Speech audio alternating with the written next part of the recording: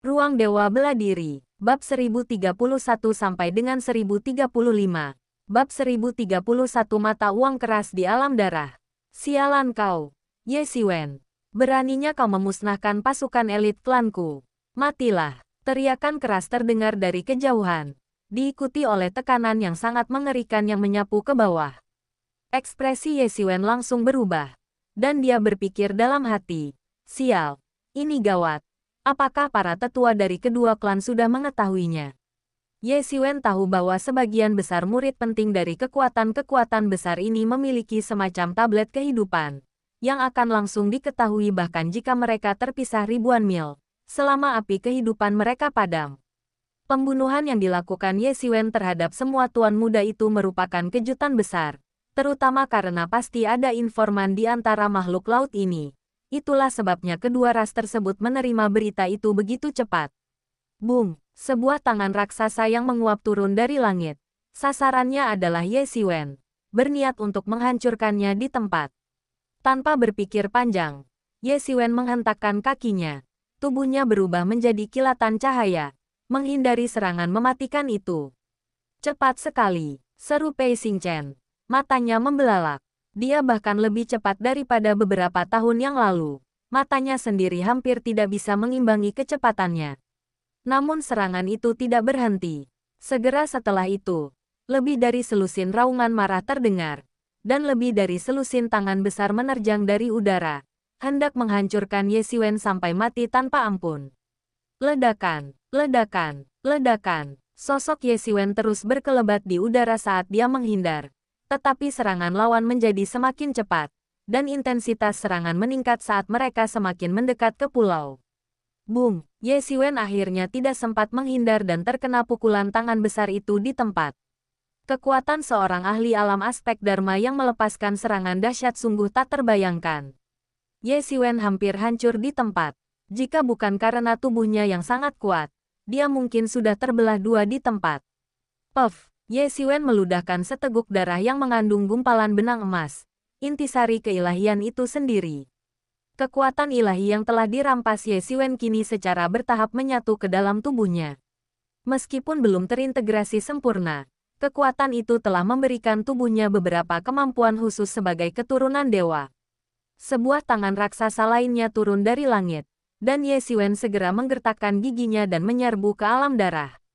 Ledakan! Tempat di mana dia tadi berdiri telah hancur menjadi debu oleh tangan raksasa.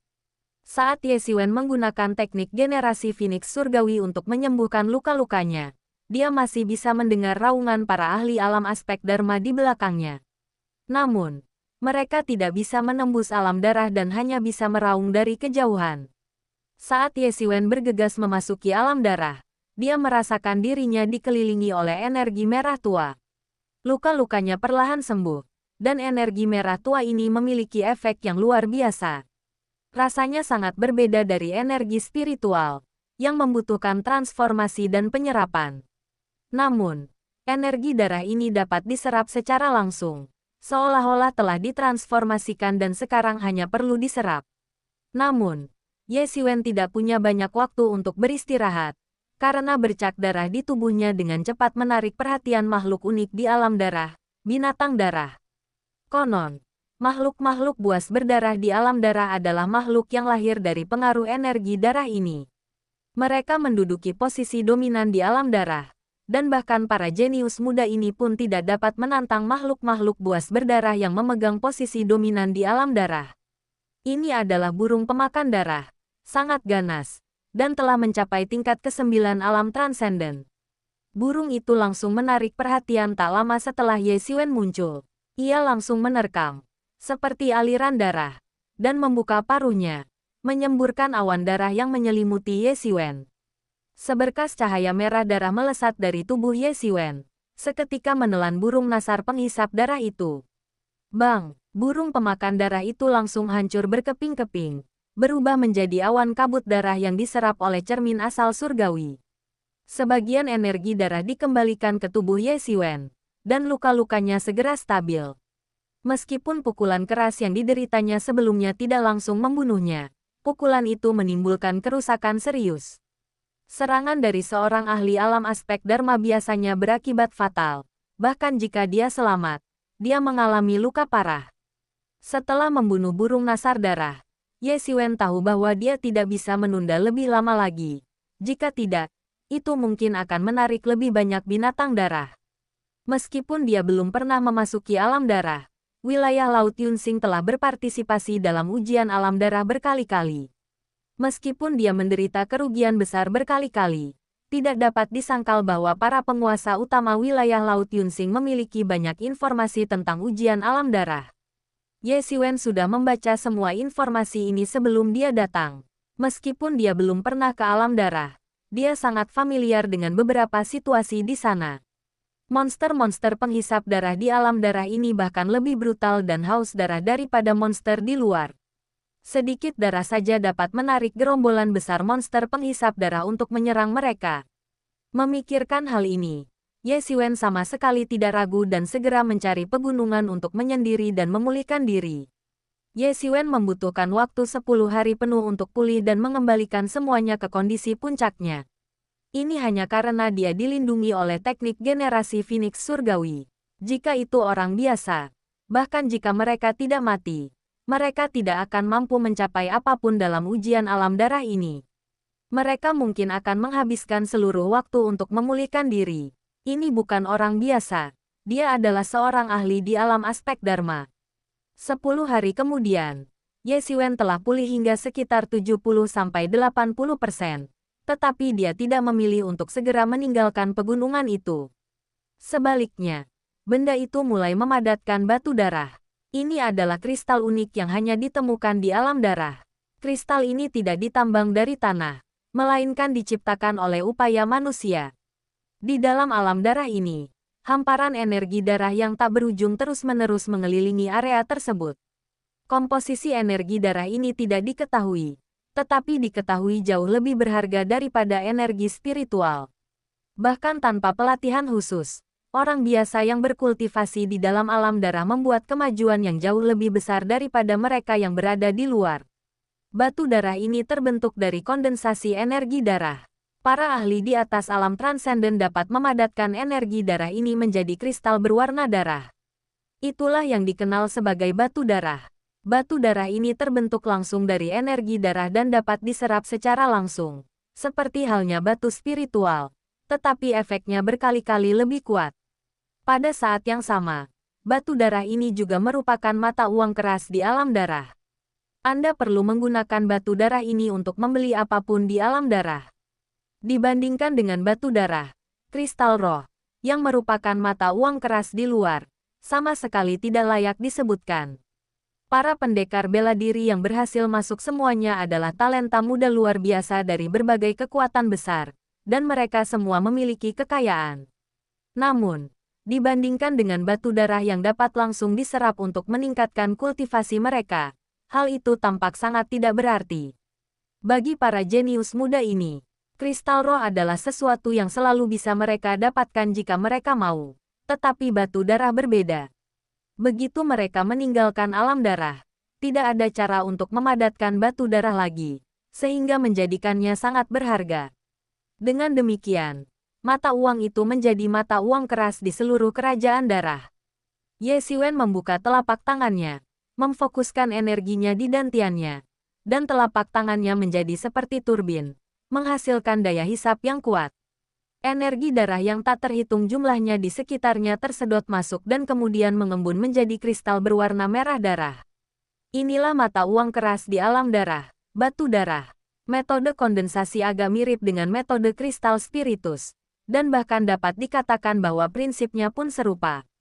Satu-satunya perbedaan adalah bahwa apa yang terkondensasi di alam darah adalah energi darah, sedangkan apa yang terkondensasi di dunia luar adalah energi spiritual. Setelah memadatkan satu batu darah, Ye Xiwen segera mulai memadatkan lebih banyak batu darah. Namun, betapapun fokusnya dia hanya mampu memadatkan sekitar 500 batu darah. Setelah 3 hari memadatkan, dia buru-buru menyerah. Jika dia terus seperti ini, dia hanya akan memadatkan batu darah dan hal-hal lain akan diabaikan. Tanda pisah. Di tengah hamparan dataran merah darah yang luas, Sesosok makhluk melesat dengan cepat. Beberapa makhluk buas berdarah di dekatnya merasakan keributan dan mencoba mendekat. Tetapi pada saat mereka tiba, sosok itu telah lenyap. Jika arahnya benar, maka ini adalah arah yang tepat. Gumam sosok itu perlahan. Orang ini tak lain adalah Ye Xiwen. Meskipun alam darah sangat luas, setelah bertahun-tahun eksplorasi, semua kekuatan utama memiliki peta. Semakin besar entitasnya, semakin banyak wilayah alam darah yang dapat dijelajahinya. Dan tentu saja, semakin luas dan detail petanya. Meskipun Laut Yunsing hanya dapat dianggap sebagai wilayah laut yang kecil, peta alam darah yang telah dieksplorasi selama bertahun-tahun cukup luas. Ye Xiwen sekarang sedang menuju untuk bertemu dengan Pei Xingchen dan yang lainnya. Mereka telah sepakat bahwa jika mereka terpisah, mereka akan bertemu di kota Feng Shui di alam darah. Ada banyak kota seperti itu di alam darah. Semuanya dibangun oleh leluhur mereka selama bertahun-tahun. Setiap kali ujian alam darah diadakan, sejumlah besar ahli akan ditempatkan di sana. Wilayah Laut Yunsing tidak memiliki kekuatan untuk membangun kota secara mandiri, sehingga mereka mendirikan kota Feng Shui bersama dengan wilayah laut lainnya. Wilayah yurisdiksi atas kota Feng Shui adalah wilayah laut lain, yaitu wilayah Laut Feng Shui. Meskipun merupakan wilayah laut kecil, wilayah ini jauh lebih kuat daripada wilayah Laut Yunsing. Selain wilayah Laut Feng Shui, banyak ahli wilayah laut lainnya juga mendirikan pusat aktivitas mereka di alam darah di kota Feng Shui. Berpusat di kota Feng Shui, perluas jangkauan dan cari keluar. Jika mereka berhasil masuk, mereka pasti akan muncul di kota Feng Shui, karena alam darah terlalu berbahaya. Semakin dalam Anda masuk, semakin besar bahayanya. Bahkan para jenius dan ahli terbaik dari area Laut Super pun tidak berani menginjakkan kaki di bagian terdalamnya. Di dalam alam darah, terdapat banyak sekali makhluk buas penghisap darah yang berbahaya. Itulah sebabnya banyak sekali kota yang perlu dibangun untuk beristirahat dan memulihkan diri. Selama bertahun-tahun, wilayah Laut Yunsing secara bertahap memperluas jangkauan aktivitasnya berdasarkan peta aslinya. Bab 1032 Wilayah Laut Taifeng. Pertempuran sengit. Berhati-hati tidak pernah salah. Di alam darah, terdapat banyak makhluk buas purba yang masih hidup. Begitu makhluk buas ini melepaskan kekuatannya, bahkan para jenius paling berbakat pun akan binasa. Berkeliaran di area yang belum dijelajahi dapat berujung pada kematian. Bahkan di area yang sudah dijelajahi di peta, berabad-abad mungkin telah berlalu. Dan seiring perubahan zaman, makhluk buas berdarah baru dan kuat mungkin telah muncul. Oleh karena itu, peta-peta tersebut, selain memberikan informasi umum tentang medan, seringkali tidak akurat dan memerlukan eksplorasi lebih lanjut. Bab novel. Namun, bagi Ye Xiwen, ini sudah merupakan sumber daya yang langka dan berharga. Tanpa Sekte Guiyuan, dia mungkin bahkan tidak akan memiliki informasi ini. Kota Feng Shui secara alami merupakan basis utama wilayah Laut Yunsing. Karena tidak mungkin membangun kota independen, kerjasama dengan wilayah laut lainnya menjadi hal yang tak terhindarkan. Belum lagi, bahkan di wilayah laut kecil sekalipun, kekuatan wilayah Laut Yunsing relatif lemah dan tidak dianggap tangguh. Tidak dapat dibandingkan dengan wilayah Laut Feng Shui, apalagi wilayah Laut Taifeng, yang hampir merupakan wilayah laut berukuran sedang. Ia terbang selama hampir 1 jam lagi sebelum garis besar kota Feng Shui akhirnya muncul di hadapannya.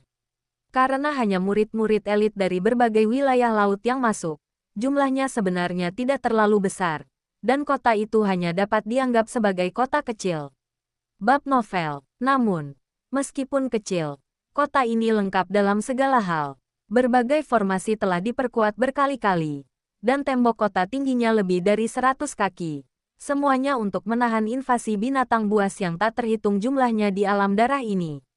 Benar saja, kota kecil ini ramai dengan orang-orang. Mengapa kami, orang-orang dari Laut Yunsing, harus membayar 2 kali lipat lebih banyak daripada orang-orang dari laut lain? Dan mengapa manusia harus membayar setengahnya? Sebuah suara marah terdengar dari gerbang kota. Mendengar itu, Ye Xiwen mengerutkan kening. Saat itu, dia sudah terbang ke gerbang kota, di mana dia melihat 4 pria kekar berdiri berjaga, melindungi seluruh gerbang dengan teguh. Yang berada di depan tak lain adalah Pang Tiangan, yang pernah ditemui Ye Siwen sebelumnya. Di hadapan mereka berdiri beberapa ahli muda dari wilayah Laut Yunsing, menatap mereka dengan marah. Ye Siwen pernah bertemu orang-orang ini sebelumnya. Mereka semua adalah ahli manusia muda yang masuk dalam daftar 100 teratas. Dan mereka jelas penuh semangat dan ambisi di wilayah Laut Yunsing. Tetapi saat ini mereka sangat frustrasi. Menanggapi teguran dari para ahli muda ini, Pang Tiangan hanya mencibir dan berkata, "Tidak ada yang memaksa kalian. Kalian tidak perlu membayar. Selama kalian tidak tinggal di kota Taifeng, kalian bisa pergi kemanapun kalian mau." Kalian, para ahli muda itu sangat marah hingga wajah mereka memerah. Di alam darah ini, terdapat banyak sekali makhluk buas penghisap darah yang berkeliaran. Tanpa perlindungan kota, peluang mereka menghadapi bahaya akan meningkat drastis. Menghadapi Pang Tiangan yang agresif, banyak ahli lain dari wilayah laut menyaksikan dengan geli, karena ancaman itu tidak memengaruhi mereka secara pribadi. Dan selain itu, di alam darah, hubungan mereka hanyalah sebagai pesaing. Apa salahnya memiliki lebih sedikit pesaing? Jangan terlalu sombong, Pang Tiangan. Apa kau sudah lupa kekalahan telakmu di wilayah Laut Yunsing kami waktu itu? Kami bukannya tanpa orang yang bisa menghadapimu, kata seorang ahli manusia muda dengan marah. Maksudmu Ye Siwen itu, biarkan dia keluar kalau dia berani. Aku akan menghancurkan kepalanya. Saat menyebut Ye Siwen, wajah Pang Tiangan langsung berubah. Lalu dia menyeringai jahat dan berkata, "Lagi pula, bahkan jika itu dia, lalu kenapa? Kota ini sekarang milik wilayah Laut Taifeng kita. Naga harus meringkuk. Harimau harus merangkak. Kalau tidak, mereka mencari kematian. Aku ingin melihat bagaimana aku bisa mati." Tawa dingin dan mengejek terdengar dari kerumunan. Sesosok tubuh melangkah keluar dari kerumunan. "Kamu Siwen, itu Ye Siwen." Para tuan muda dari wilayah Laut Yunsing berseru gembira saat melihat para pendatang baru. "Kau, nak." Mata Pang Tiangan berkilat dengan niat membunuh yang dingin saat melihat pendatang baru itu. Tatapannya ke arah Ye Siwen dipenuhi dengan niat membunuh. Lengan kirinya masih hilang, akibat pukulan Ye Siwen yang menghancurkannya bertahun-tahun lalu.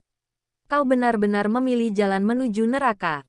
Ku dengar kau dibunuh oleh seorang ahli alam aspek Dharma, tapi aku tak pernah menyangka akan bertemu denganmu lagi," kata Pang Tiangan dingin. Ye Siwen mengabaikan Pang Tiangan dan langsung menghampiri sekelompok prajurit muda. Bertanya, "Apa sebenarnya yang terjadi? Bukankah ini kota Feng Shui? Bagaimana bisa berubah menjadi kota Taifeng? Jika dia tidak salah, ini seharusnya kota Feng Shui."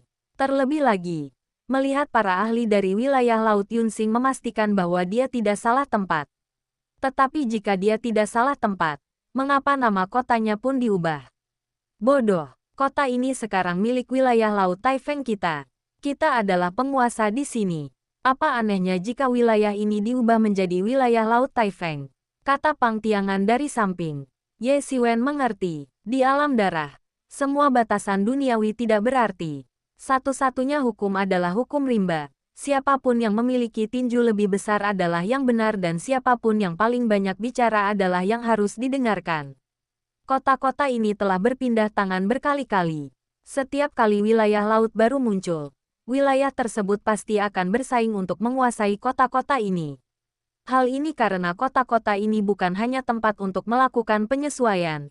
Batu darah yang dikumpulkan dari kota-kota ini setiap hari akan menghasilkan kekayaan yang sangat besar. Para individu yang berkuasa itu kemudian menggunakan batu darah ini untuk berkultivasi, membuat kultivasi mereka semakin kuat dan kekuasaan mereka semakin stabil.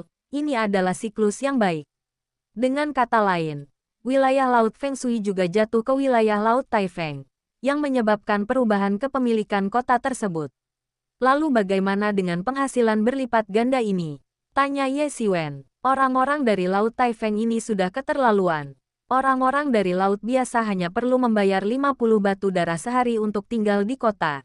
Tetapi mereka menuntut agar kita, orang-orang dari Laut Yunsing, membayar 2 kali lipat jumlah itu. Dan kita, manusia dari Laut Yunsing, harus membayar setengah dari jumlah itu di atas itu, yang setara dengan membayar 150 batu darah. Kita hanya bisa memadatkan 100 batu darah sehari. Jadi dari mana kita akan mendapatkan 150 batu darah untuk diberikan kepada mereka? Kata seorang ahli muda dengan marah. Para ahli muda ini baru berada di tingkat ke-8 alam transenden. Bagi mereka, memadatkan 100 batu darah sehari sudah merupakan batasnya. 150 adalah jumlah yang mustahil mereka kumpulkan bahkan jika mereka terbunuh. Bahkan para ahli seperti Pei Xingchen dan Hai Long Gongzi hanya mampu memadatkan paling banyak 200 batu darah per hari. Jadi kemampuan Ye Xiwen untuk memadatkan 500 batu darah per hari benar-benar menakutkan. Namun, dilihat dari tuntutan-tuntutan ini, cukup jelas bahwa kafilah tersebut bermaksud untuk berurusan dengan penduduk Laut Yunsing, terutama umat manusia, dan bahkan menunjukkan sikap ingin memusnahkan mereka semua. Persyaratan setinggi itu akan sangat sulit dipenuhi bahkan oleh Pei Xingchen dan kelompoknya, apalagi oleh para tuan muda ini. Sekalipun mereka berhasil, sebagian besar batu darah yang mereka kumpulkan dalam sehari akan jatuh ke tangan para ahli muda di Laut Taifeng. Seiring waktu, tingkat kultivasi mereka akan semakin berbeda, dan kekuatan para ahli di Laut Taifeng akan meningkat, membuat kekuasaan mereka semakin stabil. Banyak wilayah laut tidak menunjukkan banyak perbedaan pada tahap awal, tetapi kesenjangan tersebut secara bertahap melebar seiring waktu. Setelah menjadi penguasa kota ini, kekuatan semua orang di Laut Taifeng hanya akan terus bertambah. Dugaan awal Ye Xiwen benar, alam darah memang sangat cocok untuk kultivasi, dan menyerap energi darah ini dapat mempercepat laju kultivasi. Oleh karena itu, dalam setiap ujian alam darah, mereka yang selamat membuat kemajuan signifikan dalam kultivasi mereka. Jika keadaan terus seperti ini, hanya masalah waktu sebelum kesenjangan semakin melebar. Terlebih lagi, mereka menjadi sasaran langsung oleh orang-orang dari wilayah Laut Taifeng. Di mana yang lainnya? Tanya Ye Xiwen. Mengapa dia hanya melihat beberapa orang ini? Selain daftar 100 teratas, cukup banyak orang dari wilayah Laut Yunsing yang datang. Jika dijumlahkan, mungkin ada lebih dari 3 atau 400 orang. Yang terlemah di antara mereka semua adalah seniman bela diri tingkat 8 alam transenden. Dapat dikatakan bahwa semua elit telah datang. Namun sekarang kita hanya melihat segelintir dari mereka, terutama Pei Xingchen dan yang lainnya. Kita tidak bisa memastikan apakah mereka semua telah tewas. Melihat Ye Xiwen tidak berniat menanggapinya, Pang Tiangan dipenuhi amarah dan berkata dingin. Terakhir kali di Laut Yunsing, aku tidak bisa berbuat apa-apa, tapi sekarang kau benar-benar terjebak dan mencari kematian. Pang Tiangan masih menyimpan dendam karena kehilangan satu lengannya, dan dia benar-benar dipermalukan oleh Ye Xiwen di depan semua ahli di wilayah Laut Yunsing. Tangkap dia, anak ini adalah yang terbaik di antara generasi muda di wilayah Laut Yunsing. Jika kita membunuhnya, seluruh wilayah Laut Yunsing akan kehilangan pemimpinnya, teriak Pang Tiangan. Dan 4 atau 5 pria kekar muncul di tembok kota. Mereka semua adalah ahli tingkat ke-9 dari alam transenden dan langsung menyerbu ke arah Ye Xiwen. Ye Xiwen mendengus dingin. Matanya memancarkan cahaya dingin. Bola api seketika muncul di tangannya. Dan nyala api yang tak terhitung jumlahnya langsung mengembun menjadi pedang api yang panjang. Sikat, kilatan cahaya menembus langit. Dan ahli tercepat dari wilayah Laut Taifeng yang bergegas ke sana langsung terbelah dua oleh Ye Xiwen. Dia bahkan tidak sempat berteriak sebelum langsung dibunuh oleh Ye Xiwen. Pupil mata Pang Tiangan tiba-tiba menyempit. Ye Xiwen tampak lebih menakutkan dari sebelumnya. Ia seolah melihat Ye Xiwen yang telah melumpuhkan lengannya dengan satu pukulan. Tidak, ini tampaknya bahkan lebih menakutkan daripada waktu itu. Namun kemudian ia tiba-tiba teringat bahwa ini bukanlah wilayah Laut Yunsing. Di kota Taifeng, bahkan jika ia seekor naga, ia akan dibantai. Bab 1033 mereka semua pantas mati. Bahkan mereka yang berada di tingkat ke-9 alam transenden mungkin mampu berkuasa di wilayah laut manapun. Tetapi di sini mereka tampak begitu lemah. Di antara orang-orang ini, tingkat kultivasi Ye Xiwen mungkin yang terendah. Hanya di tingkat ke-7 alam transenden. Tetapi kekuatan tempur yang benar-benar ia lepaskan sangat menakutkan. Semua orang menahan napas, menyaksikan kekuatan tempur mengerikan yang dilepaskan oleh pendatang baru ini. Yang lebih penting, Ini adalah pemberontakan terhadap kekuasaan wilayah Laut Taifeng. Sejak mengalahkan para penguasa wilayah Laut Feng Shui, wilayah Laut Taifeng telah menjadi penguasa kota Taifeng ini. Bukannya tidak ada yang melawan kekuasaan mereka, tetapi tanpa kecuali, mereka semua telah ditindas secara brutal. Beberapa kepala orang masih tergantung di tembok kota, yang memiliki makna menyebarkan kepala mereka ke segala arah. Siapakah orang ini? Bagaimana dia bisa sekuat ini? Awalnya, semua orang mengira dia hanyalah seorang seniman bela diri baru dari wilayah Laut Yunsing. Lagi pula, wilayah Laut Yunsing hanya dianggap sebagai yang terbawah di antara banyak wilayah laut. Jadi tidak mengherankan jika seorang pemuda di tingkat ketujuh alam transenden muncul di sana. Secara alami, kekuatan wilayah laut yang besar akan lebih tinggi. Dahulu, memiliki satu ahli di tingkat ke-9 alam transenden di wilayah Laut Yunsing sudah cukup. Bahkan ada beberapa pendekar di tingkat ke-7 atau ke-6 alam transenden. Meskipun kekuatan wilayah Laut Yunsing tampaknya meningkat pesat kali ini, apa bedanya jika ada satu pendekar lagi di tingkat ke-7 alam transenden?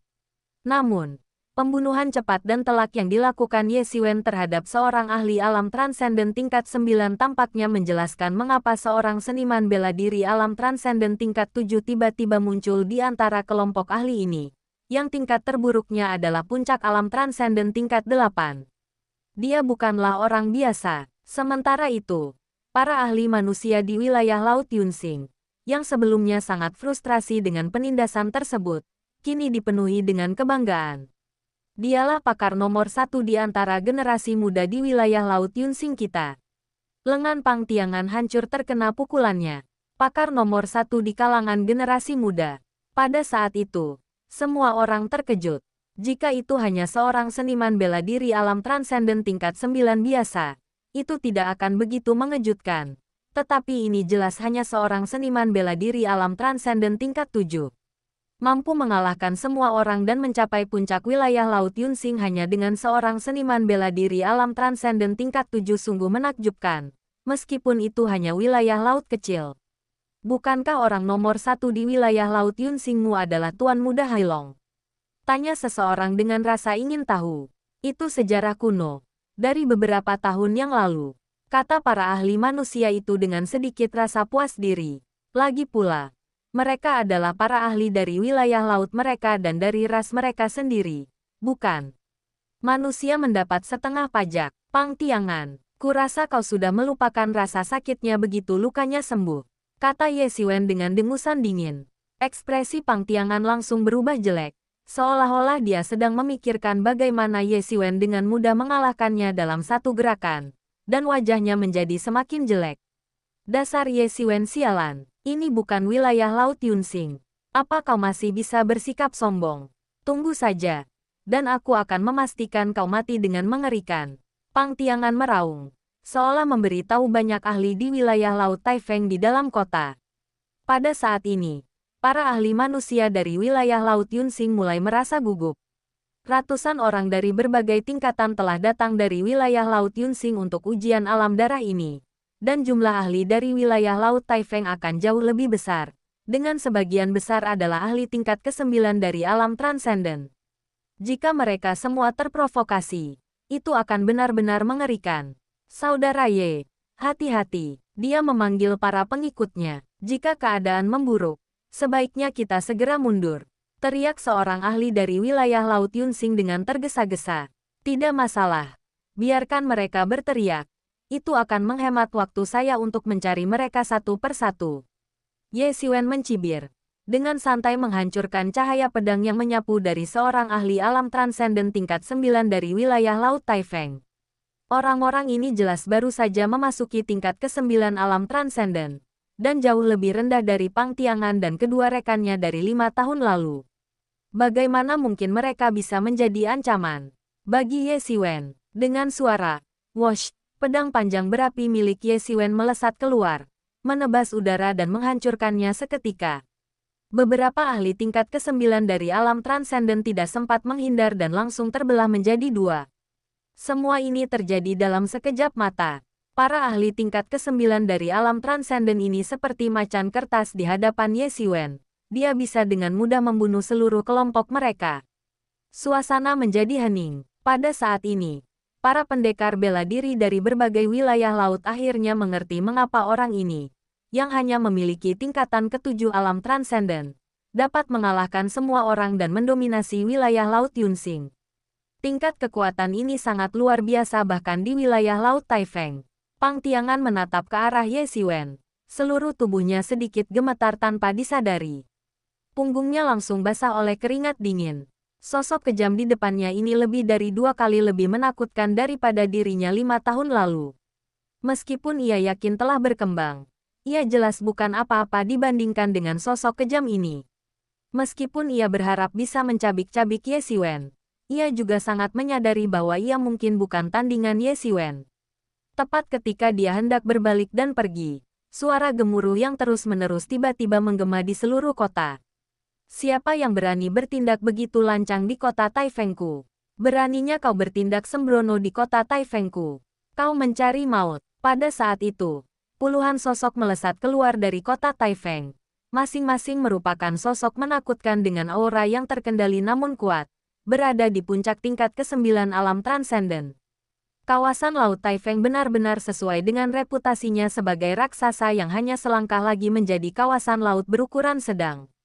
Kekuatannya saja sudah sepenuhnya melampaui kawasan Laut Yunsing. Di antara para ahli yang datang ke ujian alam darah kali ini, bahkan tidak ada satupun yang berada di tingkat ke-8 alam transenden. Kawasan ini benar-benar lebih unggul dari kawasan Laut Yunsing. Dua tokoh utama tersebut juga merupakan kenalan lama Ye Siwen. Mereka tak lain adalah San Miao Tongzi dan Yan Suran. Di belakang mereka mengikuti puluhan sosok menakutkan. Beberapa di antaranya tidak kalah kuatnya dari mereka berdua, dan tidak kalah kuatnya dari Pei Xingchen dan yang lainnya. Meskipun mereka belum melangkah ke alam aspek Dharma setengah langkah, mereka hanya selangkah lagi. Dengan fondasi yang begitu kuat, tidak heran jika wilayah Laut Taifeng mampu menggantikan dan mengalahkan wilayah Laut Feng Shui, yang mendominasi kota kecil ini. Kau, Yan Suran menatap Ye Siwen dengan ekspresi rumit. Meskipun 5 tahun telah berlalu, bagi mereka, yang rentang hidupnya seringkali ratusan atau ribuan tahun, 5 tahun hanyalah sekejap mata, atau mungkin hanya periode pengasingan. Ye Siwen, yang dengan mudah mengalahkannya, meninggalkan kesan mendalam padanya. Dia berharap bertemu Ye Siwen di sini, tetapi dia tidak menyangka belum bertemu dengannya selama lebih dari 10 hari. Sebaliknya, dia muncul sekarang dan menyebabkan kehebohan besar di wilayah Laut Taifeng. Apa? Yan Suran, kau kenal dia? Tanya seorang pria berwajah jelek di belakang Yan Suran. Dia adalah Ye Siwen, kata Yan Suran dingin. Hehe, jadi dia orang yang membuatmu menderita kerugian besar. Dia tidak terlihat hebat sama sekali. Hanya kultivator alam transenden tingkat 7. Cek-cek, sejak kapan kekuatanmu menurun ke level ini? Pemuda makhluk laut berwajah jelek itu terkekeh sambil menatap Ye Siwen, seolah-olah dia telah melihat mangsa yang lezat. Jelaslah, perairan di sekitar Taifeng tidaklah seragam dan masih terdapat berbagai konflik. Dasar bodoh, seorang pemuda dari Laut Yunsing berani membuat masalah di kota Taifeng. Kau cari masalah, kata seorang pemuda lain. Tetapi tidak seperti pemuda makhluk laut yang jelek itu. Pemuda ini sangat tampan, hampir menakutkan. Sebuah penghalang. Dulu ketika kami memusnahkan manusia di laut, aku membunuh setidaknya 800, jika bukan 1000, semut ini. Mendengar hal ini, wajah banyak ahli manusia yang hadir langsung berubah muram. Meskipun mereka bukan prajurit dari Laut Taifeng, mereka tetap merasa sangat tidak nyaman ketika mendengar hal ini, karena bagaimanapun juga mereka adalah sesama warga negara. Kilatan dingin muncul di mata Ye Siwen. Meskipun hanya sesaat, niat membunuhnya telah tergerak. Mungkin di benua yang tandus itu, banyak ras menganggap manusia lemah dan mudah ditindas. Tetapi Ye Siwen jelas tidak berpikir demikian. Baik di bumi dalam kehidupan sebelumnya maupun di dunia bela diri sejati dalam kehidupan ini, manusia adalah puncak rantai makanan. Pikirannya sama sekali berbeda dari pikiran manusia di benua yang tandus itu. Sungguh menggelikan. Ye Siwen menggelengkan kepalanya dan tertawa. Hei, nak, apa yang kau tertawaan? Tanya pemuda jelek itu segera, mengira Ye Xiwen sedang mengejek penampilannya. Karena penampilannya yang sangat jelek, dia sangat sensitif terhadap komentar apapun tentang penampilannya. Aku menertawakan kalian semua karena tidak menyadari bahwa kalian akan segera mati. Ye Xiwen menggelengkan kepalanya dan berkata, kalian semua pantas mati. Kau sedang mencari kematian. Pemuda jelek itu langsung marah, dan aura mengerikan menyelimutinya. Kesombongannya mencapai langit. Di belakangnya, aura yang sangat menakutkan terkondensasi, seolah-olah kehendak bela diri yang tak terhitung jumlahnya ditampilkan dalam sekejap. Aura menakutkannya benar-benar menekan semua orang yang hadir, baik mereka ahli di tingkat ke-8 maupun ke-9 dari alam transenden. Dia bisa membantai semua orang yang hadir sendirian. Semua orang gemetar di bawah aura menakutkannya. Pemuda jelek ini, meskipun penampilannya biasa saja, secara tak terduga memiliki kekuatan bertarung yang dahsyat. Jangan remehkan anak ini. Dia bukan orang biasa, kata Yan Suran. Diamlah. Kau pikir aku salah satu dari kalian yang pecundang. Beraninya kau membentakku dari tingkat ke-7 alam transenden. Kau hanya mencari masalah, kata pemuda jelek itu dengan nada menghina. Pang Tiangan dan dua orang lainnya langsung terlihat muram. Pang Tiangan bahkan mencibir. Kalian akan menyesal jika meremehkan anak ini. Bung, pemuda jelek itu bergerak. Bab 1034 menjadi sampah sama seperti mereka. Seluruh lengannya tiba-tiba terentang, berubah menjadi hantu dewa raksasa, yang langsung menginjakkan kaki, seolah-olah hendak menghancurkannya di udara. Dewa raksasa ini sepenuhnya terbentuk dari esensi sejatinya, murni dan menakutkan, memberikan ilusi bahwa satu hentakan saja dapat meruntuhkan langit dan bumi. Setiap pori di tubuhnya memancarkan energi pedang. Energi pedang yang tak terhitung jumlahnya berkumpul di atas kepalanya, meledak menjadi cahaya pedang yang mengerikan yang mengembun menjadi pedang besar, yang langsung ditebaskan. Kuburkan langit. Dengan raungan dari Ye Xiwen, pedang besar itu berubah menjadi sungai panjang, membelah langit dan mengirimkan langit dan bumi menuju kehancuran.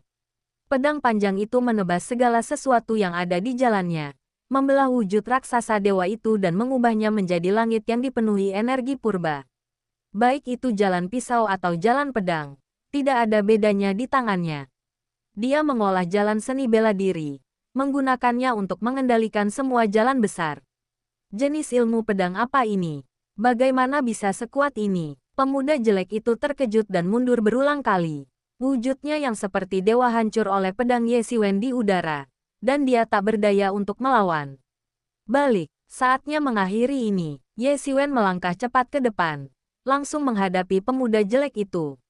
Bola api menyala di tangannya, berubah menjadi pedang panjang yang dia tebas dengan kekuatan luar biasa. Berhenti, banyak ahli dari Laut Taifeng berteriak protes. Bagaimana mungkin mereka membiarkan Ye Xiwen membunuh rekan mereka tepat di depan mata mereka?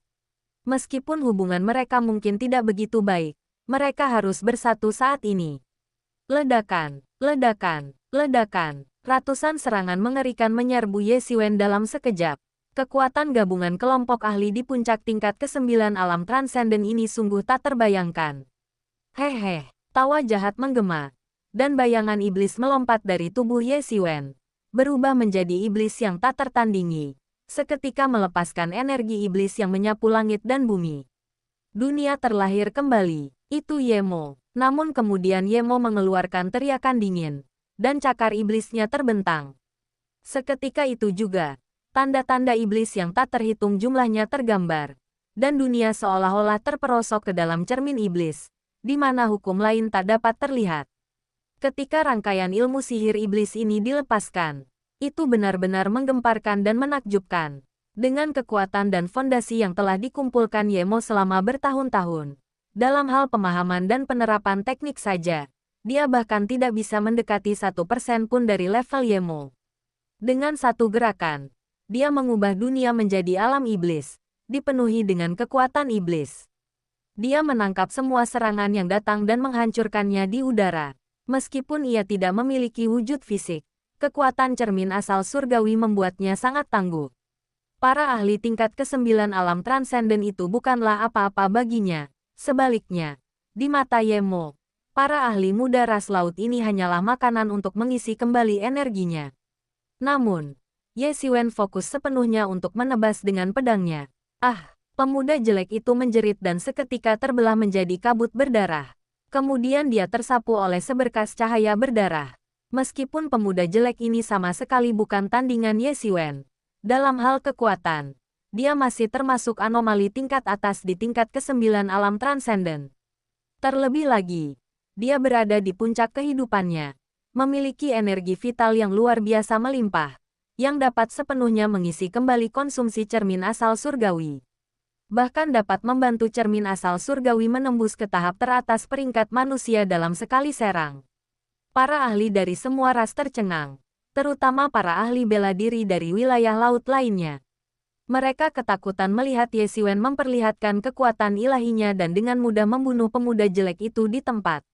Setelah dengan mudah mengalahkan Feng Shui, wilayah Laut Taifeng menguasai kota dan menjadi kekuatan raksasa di sana.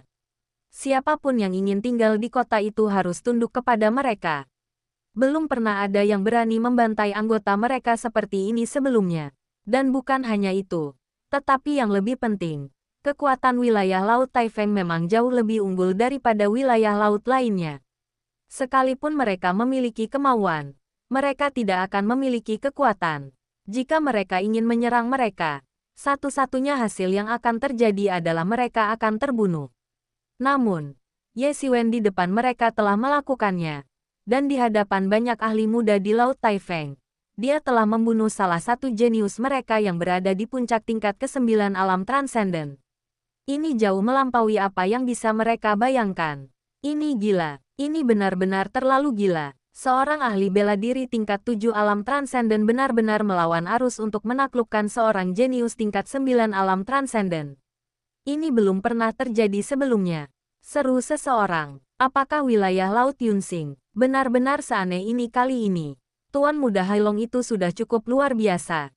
Tapi aku tidak pernah menyangka ada orang seperti dia yang bersembunyi di balik bayangan.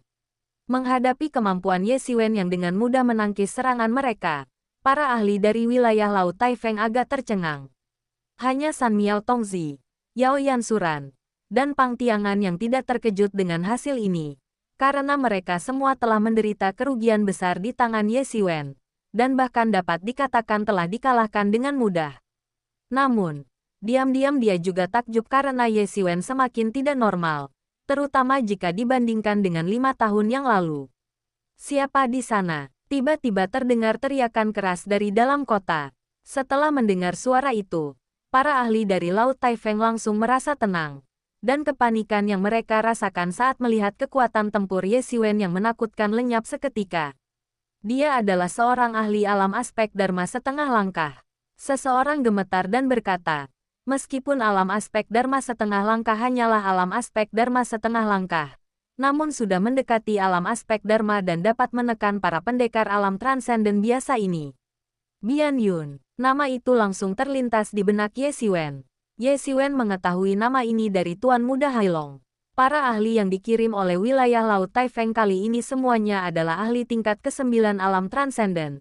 Dan di antara mereka ada Yan Suran, seorang ahli top tingkat ke-9 alam transenden.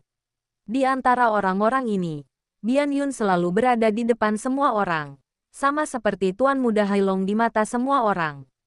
Jadi, ahli yang tiba-tiba muncul ini kemungkinan besar adalah Bian Yun. Dengan seorang ahli alam aspek Dharma setengah langkah yang bertanggung jawab, tidak heran jika wilayah Laut Taifeng mampu mengalahkan wilayah Laut Feng Shui dan menduduki kota ini. Sesosok muncul di hadapan Ye Siwen dengan kecepatan kilat, dan rasa krisis yang mengerikan langsung muncul. Sebuah tombak panjang di belakang Ye Siwen, seperti bor listrik, menembus langit dan melesat ke arah belakang kepala Ye Siwen. Jika dia terkena pukulan tepat sasaran, bahkan jika dia memiliki daya tahan tubuh yang luar biasa, kepalanya akan meledak seperti semangka di tempat, dan dia tidak akan memiliki kesempatan untuk bertahan hidup. Ye Siwen bereaksi lebih cepat lagi, dan dalam sekejap ia kembali sadar, dengan santai melemparkan aura pedang yang menghantam tombak itu. Ye Siwen tentu tahu bahwa serangan ini sangat tergesa-gesa dan mungkin tidak dapat menahan kekuatan penuh dari seorang ahli alam aspek Dharma setengah langkah. Serangan itu hanya dapat menunda serangan tersebut sedikit, tetapi itu pun sudah cukup untuk mencapai tujuannya. Benar saja, energi pedang itu langsung ditembus oleh tombak, dan tombak itu hanya sedikit bergoyang sebelum melesat langsung ke arah Ye Siwen. Namun, momen singkat itu sudah cukup bagi Ye Siwen. Boom, tombak itu menghantam udara, menembus langit dan menghantam langsung ke kilatan emas. Hal ini memungkinkan Ye Siwen untuk lolos tanpa cedera. Setelah lolos dari serangan tombak, Ye Siwen akhirnya punya waktu untuk melihat sosok itu. Dia melihat seorang pemuda yang tampaknya berusia sekitar 20 tahun, mengenakan jubah yang megah, tetapi dahinya sepenuhnya tertutup sisik, menunjukkan bahwa dia memiliki garis keturunan yang berbeda dari manusia. Hah, pemuda itu hanya bergumam. Hah. Tampak sedikit penasaran dan bingung mengapa Ye Siwen mampu menghindari serangannya. Apa yang saya kira akan menjadi masalah sederhana yang bisa diselesaikan dengan satu tembakan ternyata adalah sesuatu yang justru berhasil dia hindari. Hal ini membuatnya tampak sedikit geli. Apakah kau Bian Yun? Tanya Ye Siwen, menatap pemuda di depannya. Hehe, aku Bian Rang. Dan, Bian Yun adalah kakakku. Pemuda itu hanya terkekeh, menatap Ye Siwen seolah-olah sedang menatap orang mati. Dalam benaknya, Ye Siwen mungkin sama sekali tidak menimbulkan ancaman baginya. Itulah sebabnya dia begitu tenang. Bagi seorang ahli bela diri di tingkat ketujuh alam transenden, lolos dari upaya pembunuhan saja sudah merupakan hal yang sangat luar biasa. Kau bukan Bian Yun. Ye Siwen sedikit mengerutkan kening. Pemuda ini bahkan bukan orang nomor satu di wilayah Laut Taifeng. Bian Yun hanyalah adik laki-lakinya, Bian Rang. Bian Rang sendiri sudah merupakan ahli alam aspek Dharma setengah langkah. Jadi Bian Yun pasti jauh lebih tangguh. Siapa kau? Beraninya kau bertindak begitu lancang di kota Taifengku? Tanya Bian Rang dengan sedikit rasa ingin tahu. Meskipun seorang ahli bela diri tingkat 7 alam transenden mampu lolos dari upaya pembunuhannya, itu belum cukup untuk membuatnya menganggapnya serius. Tetapi sudah membangkitkan rasa ingin tahunya. Wilayah Laut Yunsing, Ye Siwen. Ye Siwen menyatakan dengan suara yang kuat. Kau Ye Siwen, aku pernah mendengar namamu. Orang-orang tak berguna seperti Pang Tiangan dikalahkan olehmu. Lanjut Bian Rang, mempertahankan sikap acuh tak acuh. Tiba-tiba, ketiga anak itu dan Pang Tiangan tampak sangat jelek. Wajah mereka dipenuhi amarah. Dengan kata-kata Bian Rang, mereka telah menjadi tidak berguna. Sesuatu yang tidak dapat diterima oleh orang-orang yang sombong dan angkuh. Entah mereka tidak berguna atau tidak, merekalah yang paling tahu. Bukan karena mereka terlalu tidak berguna, tetapi karena Ye Siwen terlalu menakutkan. Sebentar lagi, kau akan sama seperti mereka. Ye Siwen menyeringai, memperlihatkan dua baris gigi putihnya. Ekspresinya sedikit meremehkan, seolah mengejek kesombongan dan keangkuhan Bian Rang. Wajah Bian Rang langsung berubah, dan dia berteriak, kelancaran. Awalnya aku hanya berencana membunuhmu dengan cepat, tapi sekarang aku akan membuatmu menyesal telah mati, dan kau akan mati tanpa tempat pemakaman. Masih dibutuhkan 3 suara lagi untuk pembaruan keempat hari ini. Bab 1035 3 pedang yang digabungkan. Bian Rang baru saja mengatakan mereka adalah sekelompok orang yang tidak berguna. Dan sekarang Ye Siwen mengatakan dia akan menjadi seperti mereka. Bukankah itu penghinaan terselubung? Tidak. Itu tuduhan terbuka bahwa dia adalah orang yang tidak berguna. Bian Rang mendengus dingin. Sosoknya melesat seperti kilat.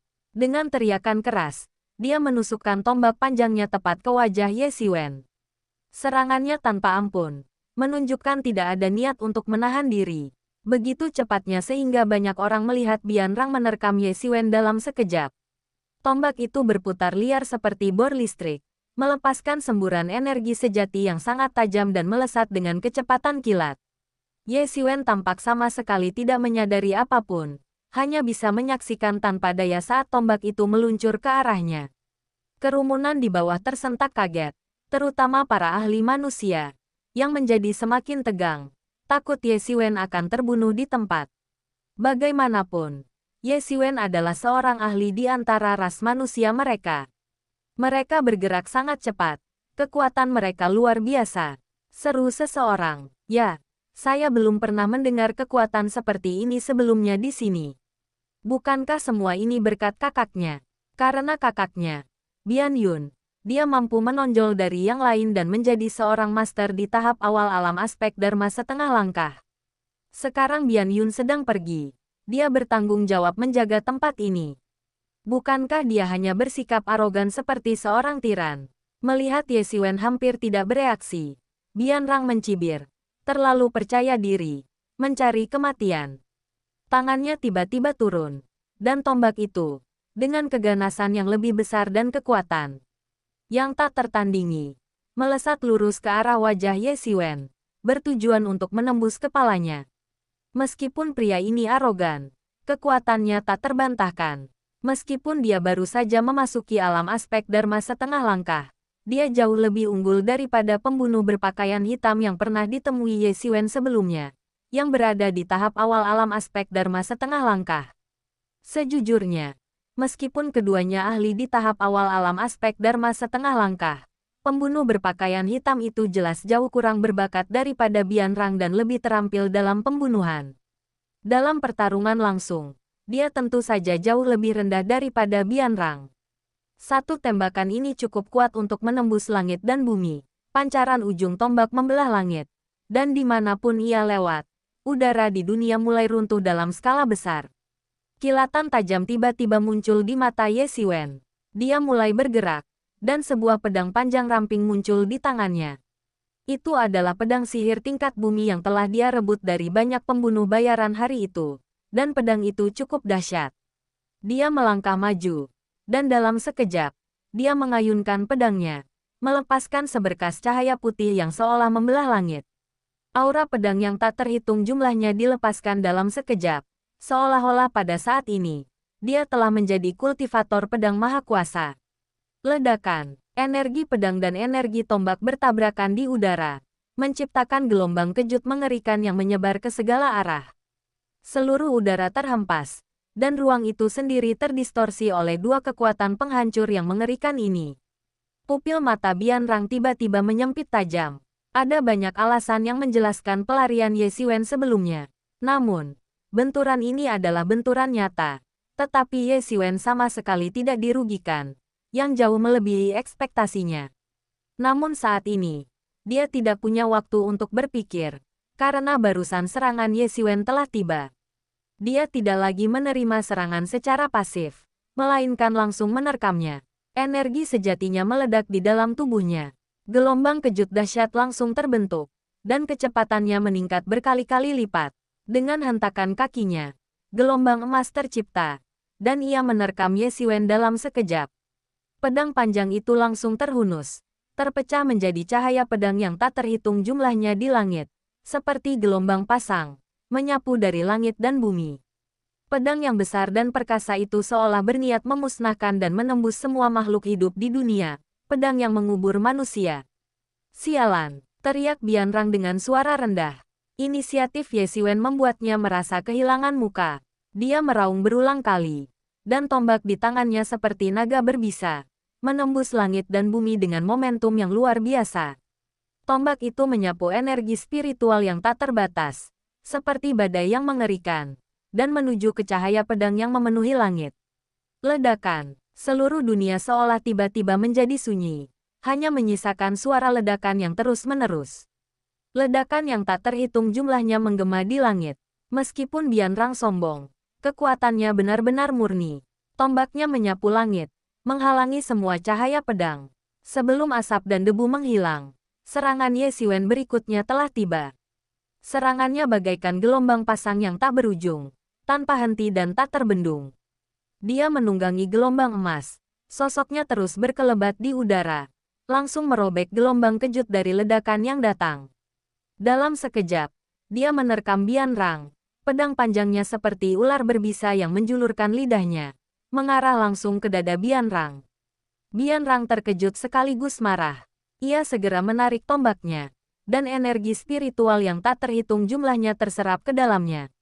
Tubuhnya mundur berulang kali. Sementara tombak di tangannya terus mengumpulkan kekuatan. Pada saat itu, tombak tersebut tiba-tiba menembus langit dan akhirnya melakukan serangan balik terhadap pedang itu. Ledakan. Ledakan mengerikan lainnya mengguncang area tersebut. Ledakan, ledakan, ledakan. Kedua pihak saling bertukar ratusan pukulan dalam sekejap, menyebabkan langit dan bumi bergetar dan bumi terbelah. Mereka berjuang menembus hingga ke kedalaman langit. Meskipun mereka terpisah ratusan mil, semua orang yang hadir adalah ahli terkemuka di alam transenden. Dengan penglihatan mereka, mereka dapat melihat dengan sangat jelas bahkan dari jarak 100 mil. Dan mereka semua ketakutan ketika melihat kedua pihak bertarung. Baik itu Laut Taifeng atau Laut Yunsing, semua ahli manusia merasa ketakutan. Awalnya, orang-orang di Laut Taifeng sama sekali tidak menganggap Ye Xiwen serius. Mereka menganggapnya sebagai seniman bela diri yang sedikit lebih kuat di tingkat ketujuh alam transenden. Meskipun Ye Xiwen dengan mudah membantai pemuda jelek itu, mereka tetap tidak menganggapnya serius. Namun, ketika dia benar-benar bertarung melawan Bian Rang, dia menemukan bahwa mereka telah meremehkan Ye Xiwen. Kekuatannya sungguh luar biasa. Dia mampu bertarung melawan seorang master di tahap awal alam aspek Dharma sementara dia baru berada di tingkat ketujuh alam transenden. Meskipun Bian Rang belum lama berada di tahap awal alam aspek Dharma setengah langkah dan masih dalam fase konsolidasi, itu sudah cukup untuk menunjukkan kekuatan Ye Xiwen yang menakutkan. Para ahli manusia juga khawatir Ye Xiwen mungkin secara tidak sengaja membunuh mereka. Kekuatan Ye Xiwen memberi mereka kesempatan. Dengan Ye Xiwen memimpin, selama mereka berhati-hati, mereka dapat bertahan hidup bahkan jika mereka meninggalkan kota, dan bahkan mungkin dapat membangun kota mereka sendiri. Awalnya, hanya ada satu ahli alam aspek Dharma setengah langkah di wilayah Laut Feng Shui yang dapat menguasai seluruh kota Feng Shui. Dapat dibayangkan betapa kuat dan berpengaruhnya seorang ahli alam aspek Dharma setengah langkah di wilayah ini, yang mampu mendapatkan apapun yang diinginkannya. Meskipun Ye Xiwen bukanlah ahli alam aspek Dharma setengah langkah, dengan kekuatan tempurnya yang menakutkan, hanya sedikit orang yang berani meremehkannya. Saat ini, tingkatan alam sama sekali tidak penting. Anak muda dari Laut Yunsing ini mungkin tampak baik-baik saja sekarang. Tapi bagaimana mungkin dia bisa menandingi Bian Rang? Hanya dengan melemahkannya, kita bisa membuatnya mati, kata pemuda makhluk laut tampan itu dengan ganas, menatap sosok Ye Xiwen di langit. Sebagian besar orang di sekitar mengangguk setuju, termasuk banyak ahli dari wilayah laut netral. Bahkan para ahli manusia dari wilayah Laut Yunsing, meskipun mereka tidak mengatakannya secara langsung, diam-diam berpikir hal yang sama. Lagi pula, meskipun Ye Xiwen memiliki kekuatan tempur setara dengan alam aspek Dharma setengah langkah, dia masih hanya seorang anak kecil di tingkat ketujuh alam transenden. Tentu saja, esensi sejatinya tidak dapat dibandingkan dengan Bian Rang.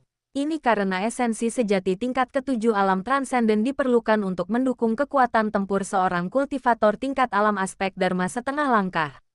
Sekalipun dia Superman, dia tidak bisa terus seperti ini selamanya. Namun, mereka tidak menyadari sifat asli Ye Xiwen. Setelah menyatu dengan garis keturunan binatang bintang, dia seperti binatang bintang dalam wujud manusia. Sangat mustahil untuk mengalahkannya melalui pertempuran. Namun, tidak ada yang tahu kebenaran di balik ini, karena tidak mungkin ada yang mendorongnya sampai ke titik itu. Bian Rang menyadari bahwa seberapapun usaha yang dia curahkan, Ye Xiwen di sisi lain bagaikan jurang tanpa dasar, tidak menunjukkan tanda-tanda kelelahan sama sekali. Seberapapun usaha yang dia kerahkan, Ye Xiwen mampu menahannya dengan tenang. Aku sudah sepenuhnya memahami kemampuanmu. Jika hanya itu yang kau punya, kalahkan aku. Teriak Ye Xiwen dingin. Pedang panjangnya tiba-tiba memancarkan cahaya pedang yang mengerikan, menerobos langit seperti sungai cahaya pedang yang dahsyat. Sialan! Siapa yang kau remehkan? Pada saat ini, Bian Rang sudah lama kehilangan ketenangannya. Ketidakmampuannya mengalahkan Ye Xiwen setelah serangan panjang telah membuatnya agak kesal. Tombak di tangannya seketika menembus langit. Cahayanya seolah hendak menembus Ye Xiwen. Pedang pemakaman, pedang pemakaman, pedang pemakaman surga. Ye Xiwen melepaskan 3 pancaran pedang ke langit. Dan untuk sesaat, langit dan bumi tampak berduka. Seolah-olah seluruh dunia akan hancur, aura yang mencekam. Di bawah kendali Ye Xiwen, ketiga cahaya pedang itu menyatu di langit, membentuk pedang cahaya yang menakutkan. langit, bumi, dan manusia. Pedang ini mewakili hampir segala sesuatu di dunia, dan akan menghancurkannya.